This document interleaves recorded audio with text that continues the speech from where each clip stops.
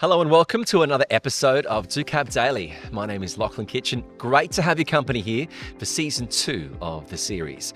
Today, we look at the topic of the trade trends of today. And joining us here is an expert when it comes to all things trade, particularly out of Abu Dhabi, Chief Competitiveness Officer for Abu Dhabi Investment, Massimo Falcioni. Wonderful to have you on. Thank you very much. Thank you very much. You said very well the titles. Congratulations. Good. We got the first one out of the way. Great. You've had an impressive career, but going through part of the journey, I want to look back at 2018. That was an important step in the UAE because that was when you set up the Export Credit Agency of the UAE. Why was that so important at that time? That was the answer to a question that I, when asked by His Excellency at that time, Minister of Economy Sultan bin Said Al Mansouri. He asked me, as you know, UAE, we are doing extremely well in terms of export. And we need an export credit agency like other exporting countries? And my answer there, I said, Your Excellency, you're doing extremely well. There are many initiatives to support trade in UAE. However, it is absolutely missing an entity which has to be a stabilizer, an accelerator, and a facilitator at the same time. He was very interested about this answer. He asked me, okay, can you elaborate a little bit more why this entity should have these 3 different missions and roles? Well, stabilizer because the economy goes ups and down, and you don't want even yourself to be impacted by that. And trade is a key component of a GDP. So if the economy globally has some challenges, you might need an entity to support it. You're protecting against the unknown. We protect against the insolvencies, the non-payment, which is exactly one of the key points you need to know when you trade abroad. You don't know your buyer. So you want to be protected that your goods or your services are duly paid. That's why you need someone to help you and stabilize on that. Secondly, you need also a facilitator to access, international markets. So you need an entity which provides you information about where to go, which sectors, which companies are solvent. You will not have surprise if you do business with them. And last, an accelerator.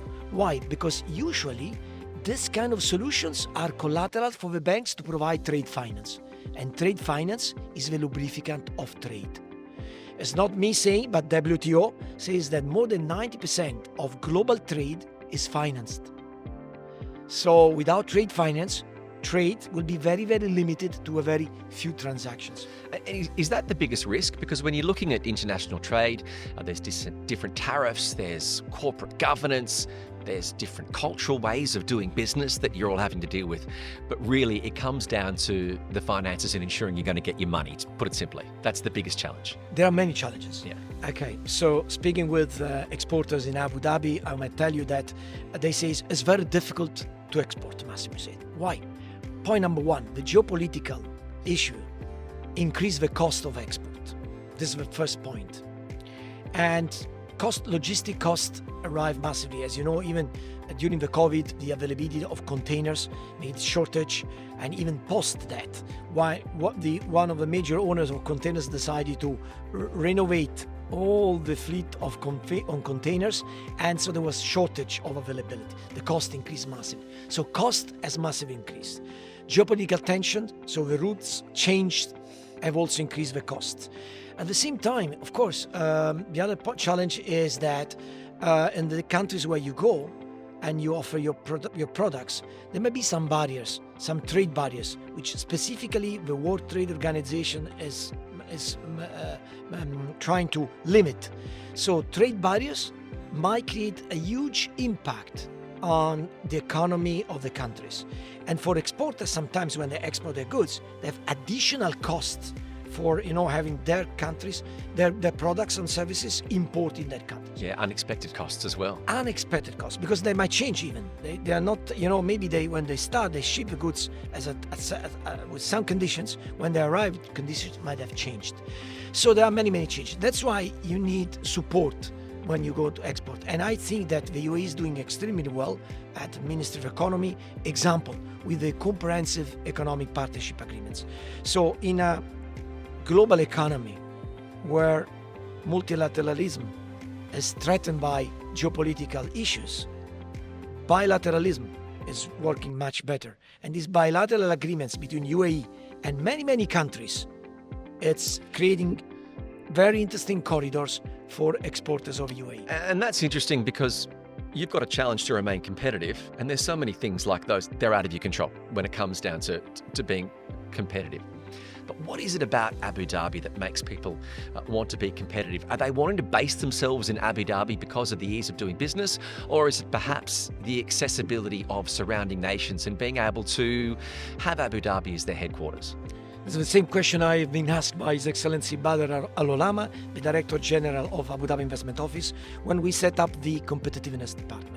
So Abu Dhabi ranks very, very high. It's one of the best in terms of ease in doing business. It's number one in the region, and also for export and for the whole ecosystem and capability to attract foreign direct investments in the Emirate. However, there are a lot of things that we can do more in order to continue to do that.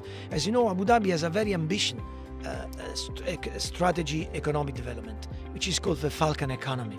So the ambition of the Emirate is to triple the GDP of the country in a very, very short time.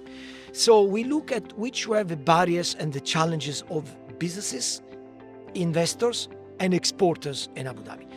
We did this in cooperation with all the stakeholders, with the Abu Dhabi Custom, with the Abu Dhabi Chamber of Commerce. Because one of the key things I learned in my experience is that we need to partner with other stakeholders. We cannot be standalone, lonely standalone on the valley. If we want to succeed and find solutions, we need to have our ear very open and understand from all the stakeholders. So which are the major challenges we have? Point number one, in terms of ecosystem, we need to educate exporters to access international markets. So you might be a fantastic entrepreneur, very passionate about your product. However, when you go international, there are a lot of things you need to know about the destination countries. And do you help them with that in Abu Dhabi? Because this seems like you're almost a third-party broker, that you're dealing with a company that doesn't want to come because they want to do business in Abu Dhabi. They want to come to Abu Dhabi because they're looking to do business in Southeast Asia, or they're looking to do business in North Africa. We provide information to them where to go, which are the sectors which are in interest in terms of import from other countries, where the exporters can find satisfaction to their business plan. We help SMEs with education in order to understand exactly how to interact, how to access, for instance, financing, how to interact with the banking system. So we have a lot of programs to help them to do much better business.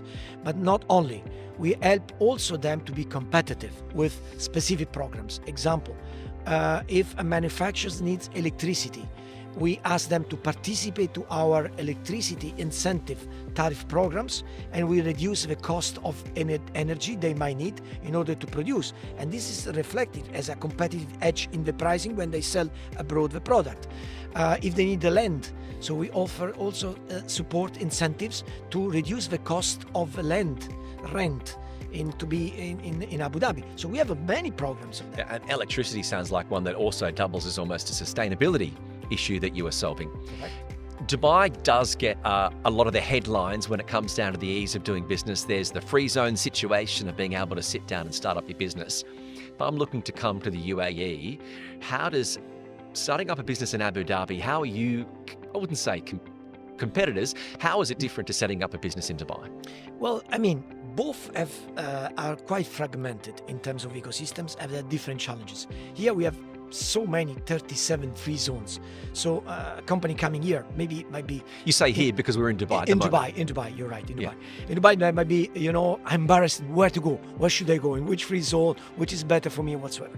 In Abu Dhabi, interestingly, being that Abu Dhabi represents 86% of the land of the UAE, it's the geographical location where to be set up. It's one of the challenge. And secondly, who to connect.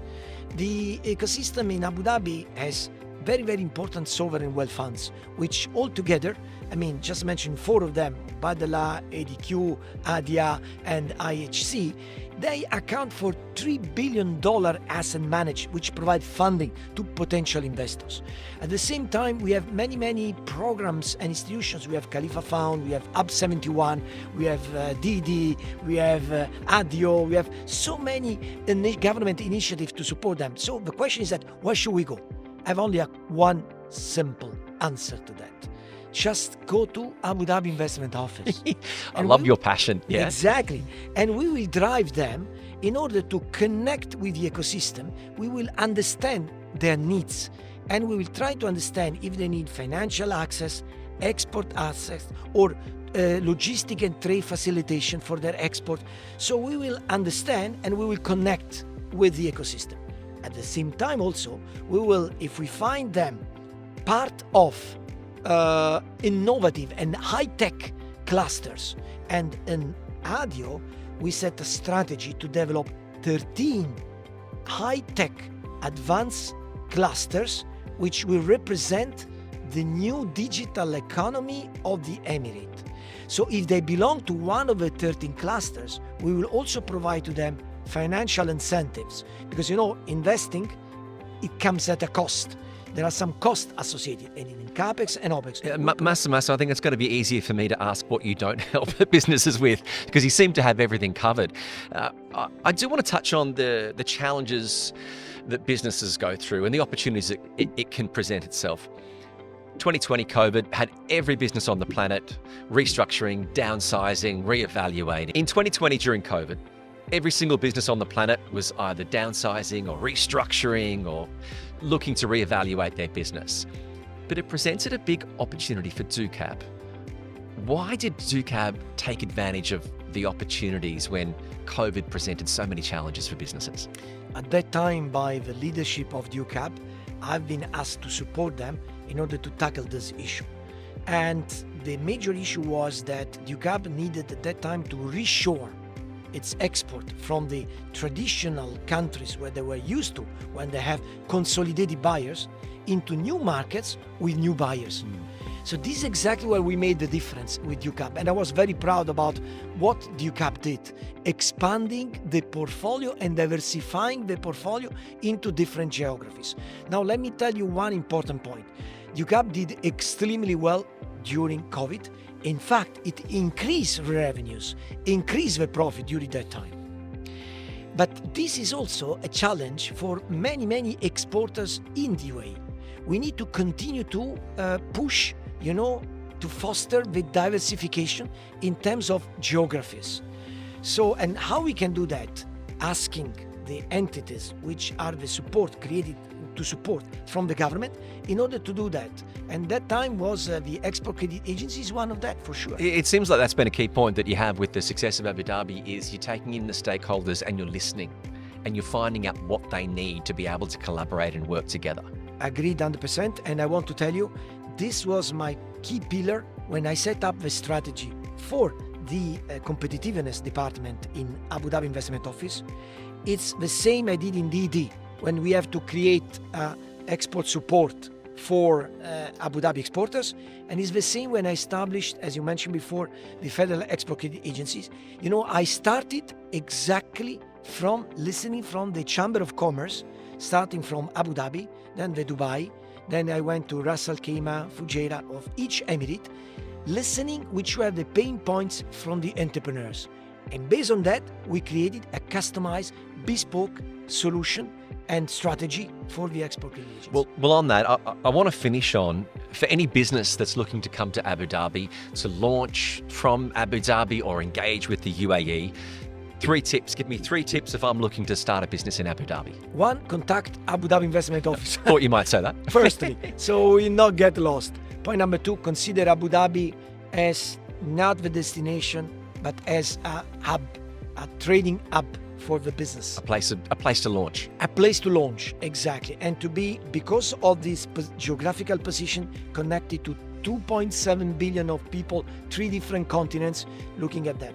And the third one is very important too, when they consider Abu Dhabi, also consider important they will find a lot of talents and resources.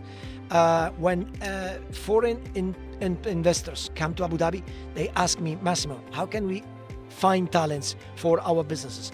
In Abu Dhabi, you will find a lot of local Emirati talented, which might fit in this business And I think this is a very important element. The talent is in the UAE. It's in the UAE, absolutely. Massimo Falcioni, you've had an integral part of Abu Dhabi being competitive.